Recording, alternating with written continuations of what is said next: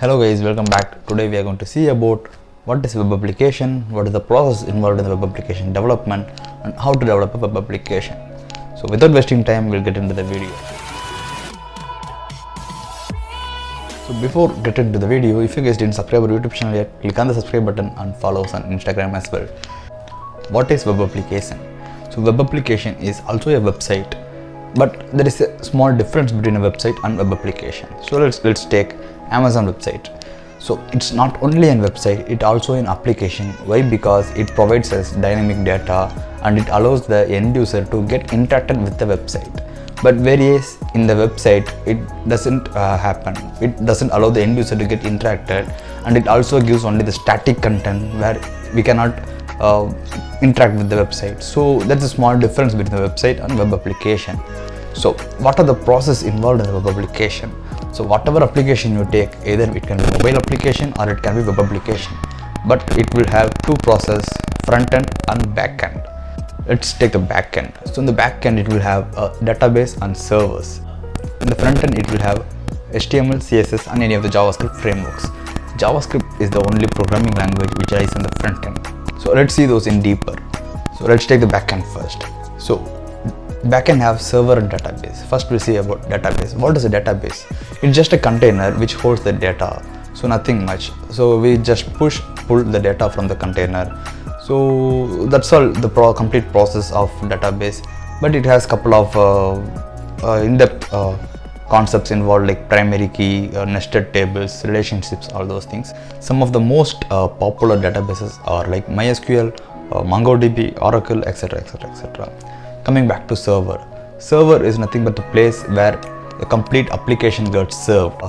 So complete code of our application will get pushed into the server, and the server will serve our application to the users.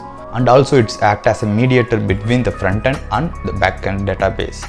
So we cannot straight away call the database from the front end. So we need a mediator called as APIs, so that APIs will be developed in the backend script. So some of the backend scripting languages are like Python, Java, PHP and JavaScript. So these are the languages which are helpful to develop the backend scripts like APIs, authentications, and backend validations and couple of things. So these are the process involved in the backend. Let's come back to the front end. So front end, as I said earlier, HTML, CSS and JavaScript. JavaScript have many frameworks like Angular, React, Vue.js, etc. So with the help of any of this framework language, we will be communicating with the backend. So not only it will help us to communicate with the backend, it also gives the interactive application. So it gives the live application like mobile application. Without reloading the page, it will give the live feed, so live notifications. So all those couple of validations and interactions and the functions, those things will be available in the JavaScript framework. Then what else is in the HTML and CSS? HTML gives the structure, the body of the application. So it will have the components and will have list out all those structures in the HTML code.